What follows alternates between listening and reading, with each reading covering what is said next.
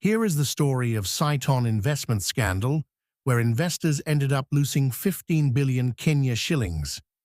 The stage is set.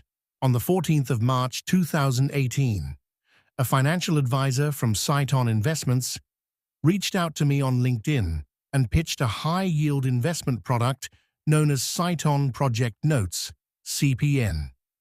The product offered 20% interest per annum for a minimum of 1 million Kenyan shillings investment locked in for 3 years. We discussed the pros and cons over a few days, but I needed additional information since I had never heard of Cytonn. I poured myself onto the internet to research the little-known company. I landed upon a highly charged discussion on the investment discussion website Wazua. Two camps debated on the Cytonn offer.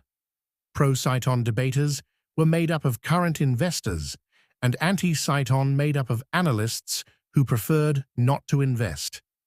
The bone of contention lay in the 20% per annum offered by Cytonn.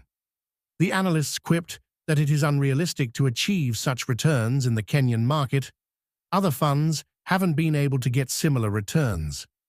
On the investor side, the call to invest lay in the idea that Cytonn exploited a real estate financing gap by jumping the banks and raising capital straight from the public, therefore offering a 20% annual return.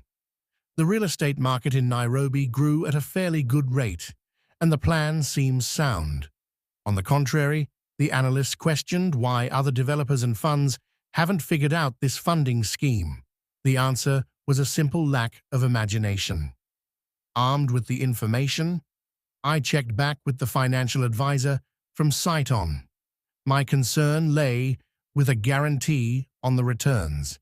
I was sold on the promise that the investment is backed by real estate development, and the worst-case scenario would be the sale of the property to recover the funds. At the time, I was building a small nest of savings from my day job. Over 6 years, I did manage to save a little more than 1 million Kenyan shillings. It was time to put the shillings into action. The risk felt manageable, so I wired 1 million Kenyan shillings to Standard Chartered Bank as instructed by the financial advisor.